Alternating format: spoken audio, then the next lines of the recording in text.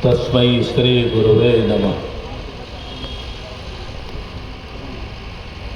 हम सब राष्ट्रीय स्वयंसेवक संघ की तपस्या के 100 वर्ष पूर्ण होने पर पूरे देश में बस्ती और ग्राम के हिसाब से ऐसे भव्य और विशाल हिंदू सम्मेलनों के आयोजन के क्रम में मेरा आज पिछले 15 दिन से पूरे देश में लगातार प्रवास होने के बाद 4-5 प्रांतों में प्रवास करके आ रहा हूँ और मुझे आश्चर्य लग रहा है। छोटे छोटे गांव में 5,000, 10,000, 20,000 तक लोग हिंदू सम्मेलन में इकट्ठे हो रहे हैं और कहते तो ये कि जब 100 वर्ष का आदमी हो जाता है तो बूढ़ा हो जाता है। कोई संगठन भी जब 100 वर्ष की यात्रा पूरी करता है तो थकान महसूस करता है, लेकिन मैं महसूस कर रहा हूं राष्ट्रीय स्वयंसेवक संघ का प्रभाव और हिंदू समाज का जन जागरण तरुणाई की ओर जा रहा है। 100 वर्ष के बाद तरुणाई की ओर जा रहा है।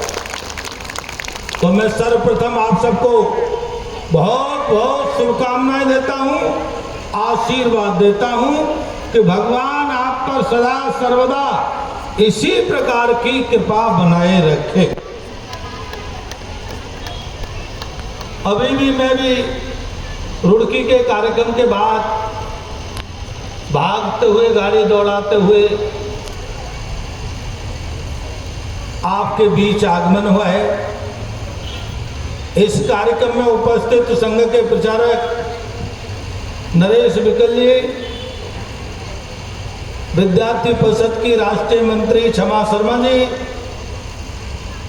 राष्ट्रीय स्वयंसेवक संघ के जिला संघ चालक मनीराम जी,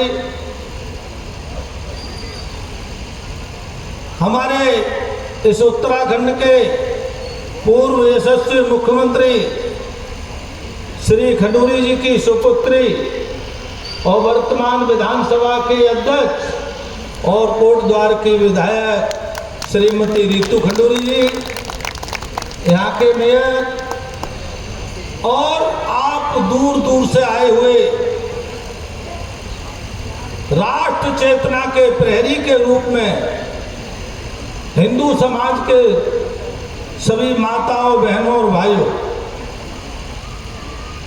हम सभी बड़े परम सौभाग्यशाली हैं। हमारा ऐसा सौभाग्य अनेकों जन्मों के पुण्य के बाद उदय होता है। हमारे अनेकों जन्मों का जो पुण्य उदय हुआ होगा तब हमको भारत भूमि में अवसर मिला है। भारत भूमि में हम पैदा हुए और भारत भूमि में भी मैं भी अति पवित्र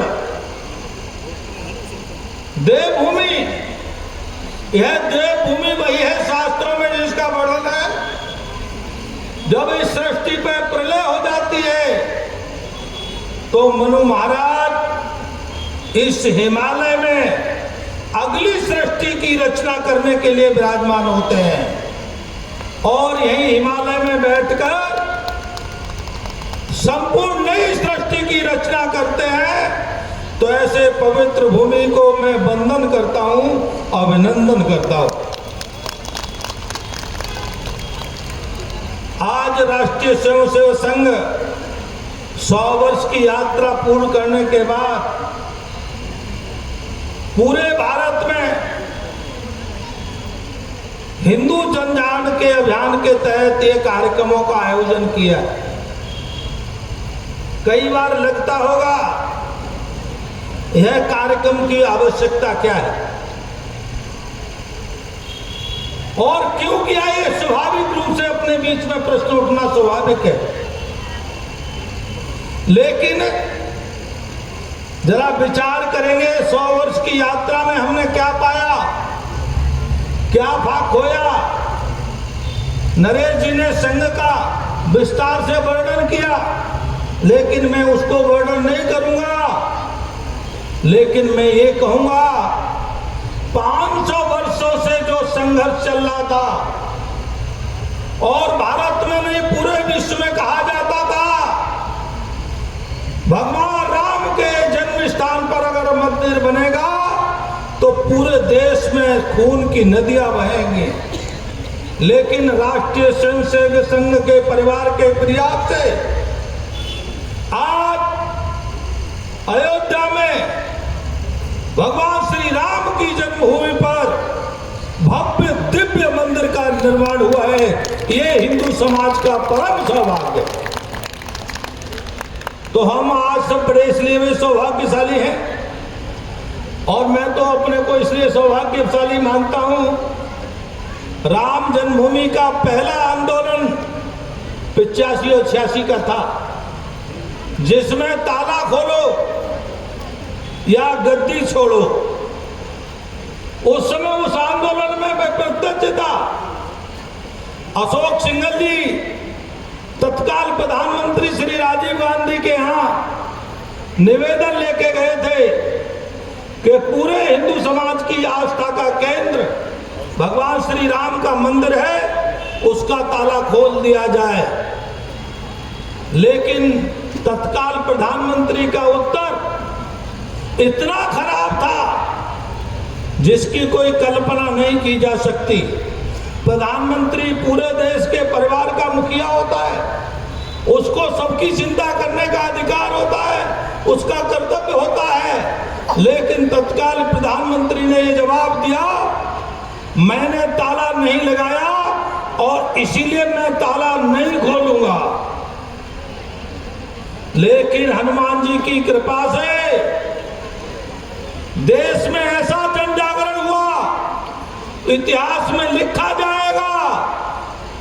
यात्रा के अंतिम दिनों में 5 लाख लोगों ने भगवान श्री राम के लिए आत्मदाह का संकल्प लिया और घोषणा की, अगर रामनवमी पर ताला नहीं खुला तो पूरे देश में राम के भक्त आत्मदाह करेंगे। परिणाम हुआ उन्हीं राजीव गांधी को बिना विचार करे आनन फानन में भगवान श्री राम लला का ताला खुलवाना पड़ा था। ये आपकी शक्ति का परिचय है, आज भी आपकी शक्ति का परिचय है। भव्य दिव्य रामलला का मंदिर बना। मुझे उसको पहली पंक्ति में प्रधानमंत्री के कार्यक्रम के बाद जो पहली पंक्ति खोली गई थी वो संतों में महामंडलेश्वरों के लिए खोली गई थी, तो मुझे भी भगवान रामलला के पहले दर्शन करने का सौभाग्य प्राप्त हुआ। तो मैं इसलिए अपना परम सौभाग्य मानता हूं। ऐसी अगर उपलब्धि की बात करोगे तो एक नहीं अनेकों है। मैंने एक महत्वपूर्ण उपलब्धि इसलिए कही, भगवान राम जन जन के राम है, भगवान राम कड़ कड़ कर में राम है, भगवान राम सबके आराध्य राम है, और उनको 500 वर्षों से उनको उनके स्थान के दिव्य स्वरूप देने के लिए हमको जो है रोज विनती करनी पड़ती थी, लोग कोई सुनता नहीं था। लेकिन जो हिंदू समाज की जो सामर्थ्य है वह सामर्थ्य का परिणाम हमारे सामने। लेकिन अभी इसी से काम नहीं बनने वाला। काम इसलिए नहीं बनने वाला, अभी भारत की बहुत समस्याएं, एक नहीं अनेकों समस्याएं। 1947 में देश का बंटवारा हुआ। मेरी बात ध्यान से सुनना, मैं शब्द प्रयोग कर रहा हूं बंटवारा, स्वतंत्रता नहीं। भले ही नेता आज स्वतंत्रता बोलते हैं, लेकिन मैं व्यक्तिगत रूप से स्वतंत्रता नहीं बोलता, क्योंकि किसी आदमी के 2 टुकड़े कर दिए जाए और उसको कह दिया जाए अलग अलग टुकड़े करके तू अलग स्वतंत्र हो गया, तो उससे ज्यादा उसकी दुर्दशा कुछ नहीं हो सकती। लेकिन कोई बात नहीं है, 1947 में बंटवारे का समझौता हुआ और समझौते में यह तय किया गया पश्चिमी और पूर्वी पाकिस्तान में मुसलमान रहेगा और बचे हुए शेष भाग में, ध्यान से सुनना, बचा हुआ शेष भाग अर्थात आपको दूसरे नंबर पर रखा गया। पहले पाकिस्तान पूर्वी और पश्चिमी किया गया, उसमें केवल मुसलमान रहेगा और बचे हुए भारत में केवल हिंदू रहेगा। ये तय होकर के एक समझौता बना। समझौते पे तीनों पक्षों ने हस्ताक्षर किए और हस्ताक्षर करने के बाद उसमें यह भी लिखा हुआ है कि भारत में एक एक रहने वाला मुसलमान पाकिस्तान जाएगा और एक एक पाकिस्तान में रहने वाला हिंदू भारत आएगा। भारत से मुसलमानों ने 98% अपना मत दिया था कि हमको पाकिस्तान चाहिए, हम पाकिस्तान में रहना चाहते हैं। और उन्होंने ये भी कहा था हम हिंदुओं के साथ सुरक्षित नहीं हैं। लेकिन भारत में कोई एक हिंदू ने नहीं कहा था कि हम मुसलमान के साथ रहना नहीं चाहते। लेकिन 98% मुसलमानों ने कहा था हम हिंदुओं के साथ नहीं रहना चाहते, हमको अलग देश चाहिए। हमने अलग देश दे दिया, लेकिन हमारे देश के नेताओं ने हमारे साथ धोखा किया, हमारे साथ गद्दारी की और यहाँ पर मुसलमानों को रोक लिया और हिंदुओं को पाकिस्तान में मरवा दिया। बांग्लादेश में रोज हिंदू मारा जा रहा है, हमारे सबके सामने है, कोई इससे छिपा नहीं है। रोज हिंदू काटा जाता है, लेकिन जो शांति के दूत हैं उनका मुंह नहीं खुलता, उनमें से एक व्यक्ति बोलने को तैयार नहीं होता। मैं तो केवल एक बात कहता हूं और भारत के नेताओं से कह रहा हूं कि आप 1947 का जो बंटवारा था उसको लागू कर दीजिए। एक एक पाकिस्तान से, बांग्लादेश से हिंदू को भारत ले आइए और भारत के एक एक मुसलमान को पाकिस्तान भेज दीजिए।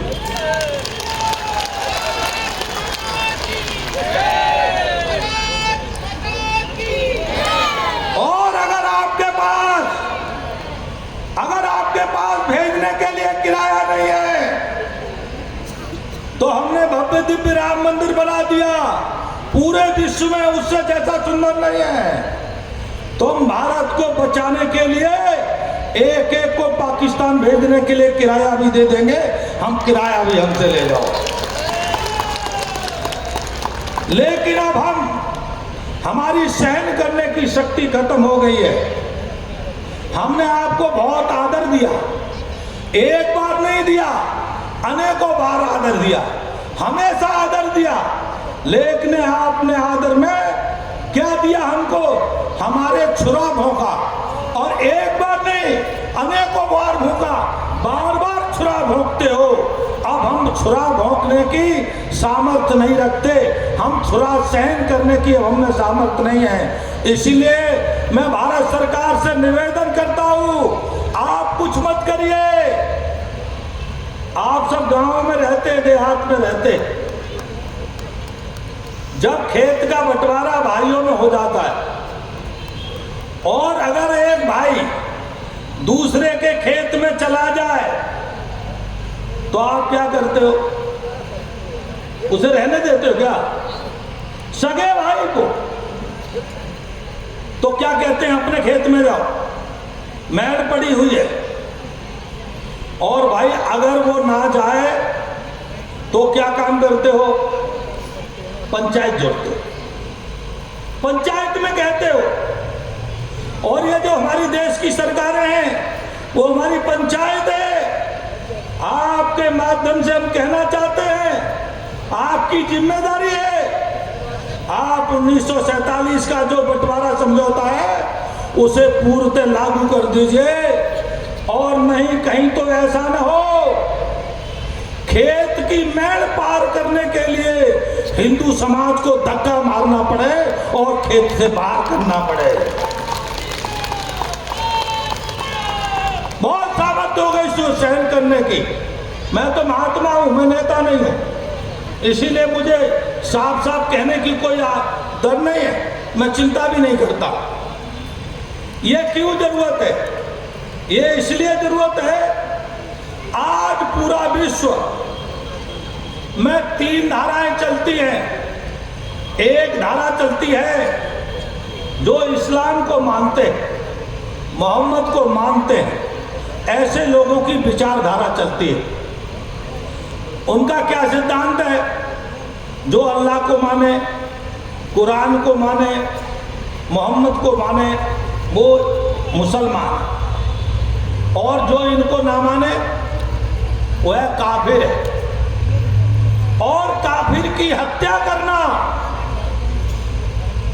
इनका परम धर्म है। और एक एक मस्जिद, एक एक मदरसा और कुरान, ये आतंकवादी पैदा करने की फैक्ट्री हो गया है। केवल आतंकवाद पैदा करने के अलावा कोई दूसरा काम नहीं करते लोग। एक दूसरी विश्व में शक्ति है जिसे यीशु के मानने वाले, वो कहते हैं जो यीशु को नहीं मानता वो शैतान है, और शैतान को इस धरती पर रहने का अधिकार नहीं है। और हम विश्व में सनातन के मानने वाले लोग, हम क्या कहते हैं? सर्वे भवन्तु सुखिनः, सर्वे सन्तु निरामया, सर्वे भद्राणि पश्यन्तु मा कश्चित् दुःखभाग् भवेत्। सभी सुखी हो। हमने कभी नहीं कहा हिंदू सुखी हो, हमने कभी नहीं कहा सनातनी सुखी हो। हमने अपने दुश्मन को भी कहा कि सुखी रहे। हम भी नारा लगाते हैं, कोई धार्मिक काम करते हैं तो क्या कहते हैं? विश्व का कल्याण, यही कहते हो। तो एक धारा ये चल रही है, लेकिन हमारे खिलाफ पूरे विश्व की मानवता विरोधी ताकतें काम कर रही हैं।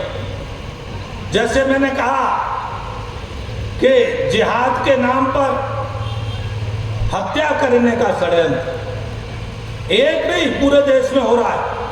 और मैं तो आपको एक बात कहूंगा, मुझे जब याद आ गई है तो मैं कहना उचित समझता हूं।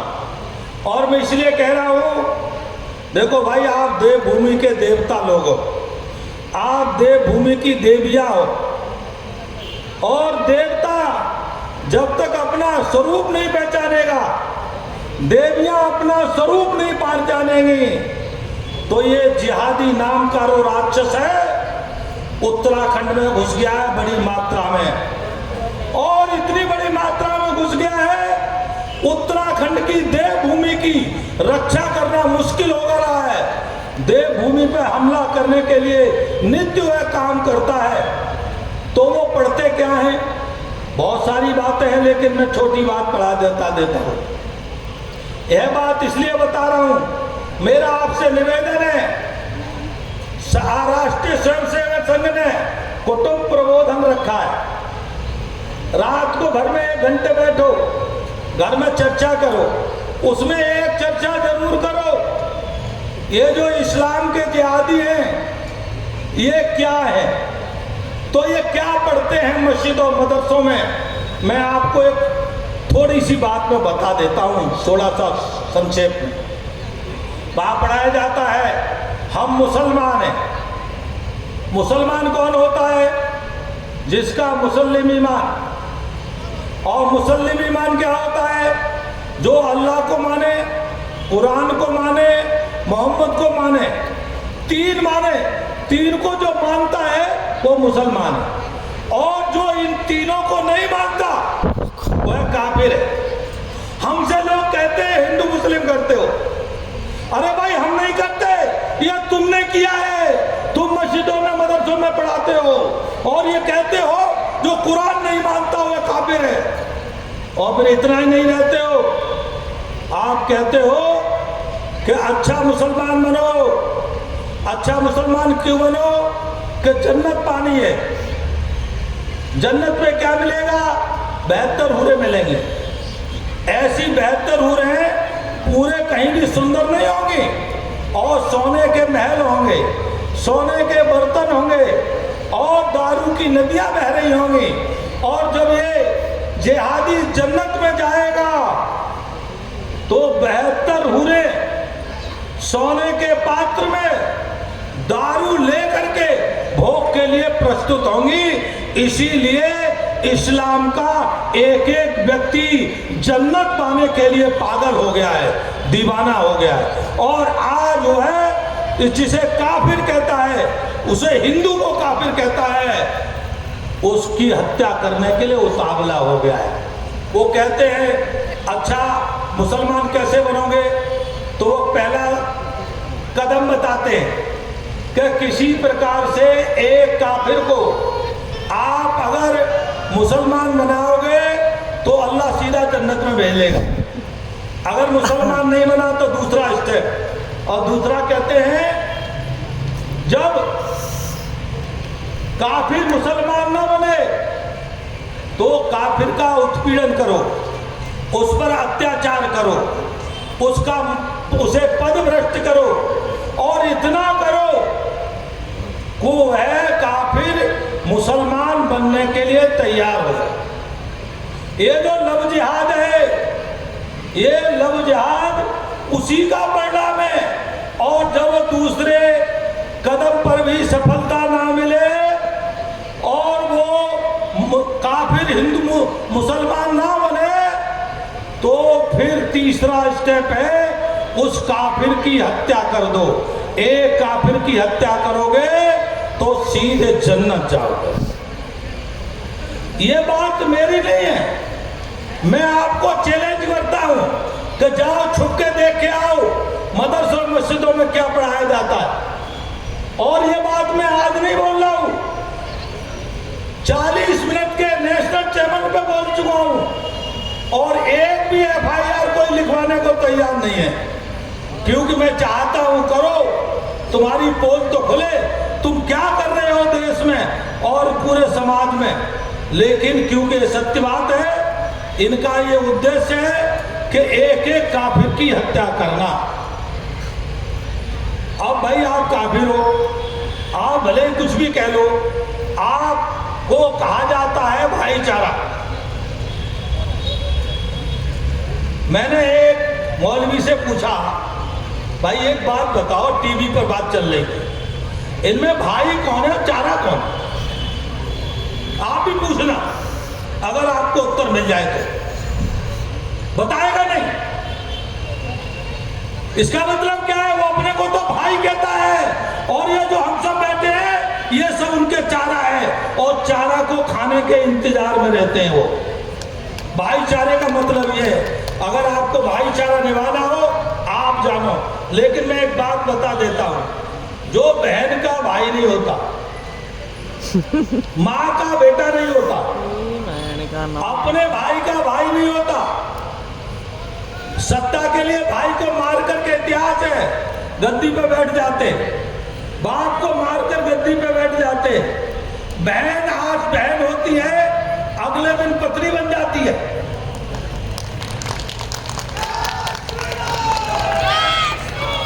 बात समझ में आ रही है सबको? मेरी भाषा बात समझ में आ रही है तो हाथ उठा दो। आ रही है?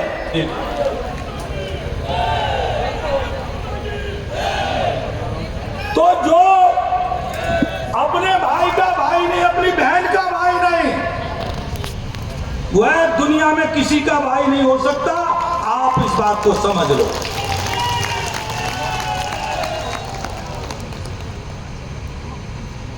दूसरी तरफ मैंने बताया, यीशु को मानने वाले उनका भी थोड़ा ही अंतर है, ज्यादा अंतर नहीं। लेकिन हमारे देवभूमि की उत्तराखंड की समस्या है, और समस्या ये है इस्लाम के जिहादियों ने पूरी देवभूमि घेर ली है। आपको जानकारी दे दूं, आप लोग जानते हो कि नहीं जानते हो, हमारे सारे तीर्थों पर उन्होंने कब्जा कर लिया है।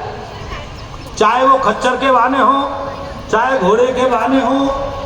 और आप कल्पना नहीं कर सकते उनका कितना दुर्व्यवहार होता है तीर्थयात्रियों के साथ, आप और हम कल्पना नहीं कर सकते। मैं तो चाहता हूं तो मैं हेलीकॉप्टर वाला बाबा नहीं हूं, तो या पैदल जाता हूं, जब चला नहीं जाता है तो खच्चर पे जाना पड़ता है, तो मुझे प्रत्यक्ष देखने का अनुभव मिलता है। उसका तरीका है, एक काफिर को मानने का तरीका होता है। आप ध्यान से देखना, वो खच्चर के इस जगह पर डंडा मारता है जिससे खच्चर गिर जाए और खाई में गिरे, और उससे दो लाभ होंगे उनको। एक तो काफिर मर जाएगा, जन्नत जाने का मार्ग हो जाएगा, और दूसरा खच्चर मरते ही वो 4 लाख प्राप्त करने का अधिकारी हो जाएगा। रितु खंडूरी जी सरकार में है, वैसे हमारे उत्तराखंड के मुख्यमंत्री बड़े कर्तव्यशील मुख्यमंत्री हैं, मैं उनकी बुराई नहीं कर रहा। और ये भी कह सकता हूं मैं, जैसे भारत में हमको देश में पहला प्रधानमंत्री मिला नरेंद्र भाई मोदी, जिसने पूरे विश्व में सनातन का सम्मान बढ़ाया, ऐसा ही उत्तर प्रदेश में उत्तराखंड में पहला मुख्यमंत्री है जो खुलेआम कहता है थूक जिहाद होने नहीं दूंगा, लैंड जिहाद होने नहीं दूंगा। पहली बार है, मैं उनकी तारीफ नहीं कर रहा, लेकिन पहला मुख्यमंत्री है। हम तो अनेकों मुख्यमंत्री देख चुके, ये आपकी देवभूमि का सौभाग्य है जो सीधे सीधे कहता ही नहीं है।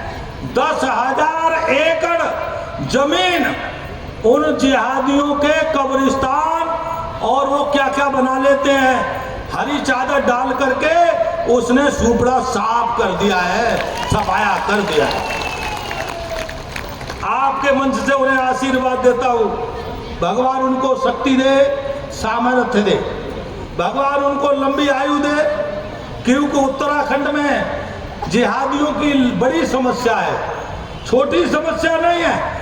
आपको पता नहीं है कि आपके पड़ोस में जिहादी कहां बैठा है और क्यों बैठा है। इसीलिए आपको उत्तर प्रदेश उत्तराखंड से एक एक जिहादी को उत्तराखंड से भगाना होगा। साफ कह रहा हूं, बोलो भाई, आप सहमत हो कि नहीं? सहमत हो तो मेरी देवभूमि खाली करो, जिहादी बाहर जाओ।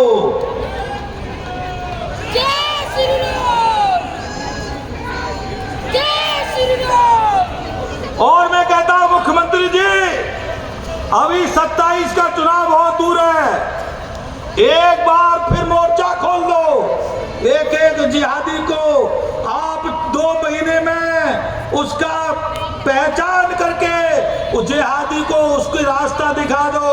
हम आपको बताते हैं, आपको सत्ता से कोई बेदखल नहीं कर सकता, आप निरंकुश सत्ता करिए, लेकिन जिहादियों से देवभूमि की पवित्र भूमि को बचाइए। ये आपका धर्म है, लेकिन उनका जहां धर्म है वही हम सबका भी धर्म है।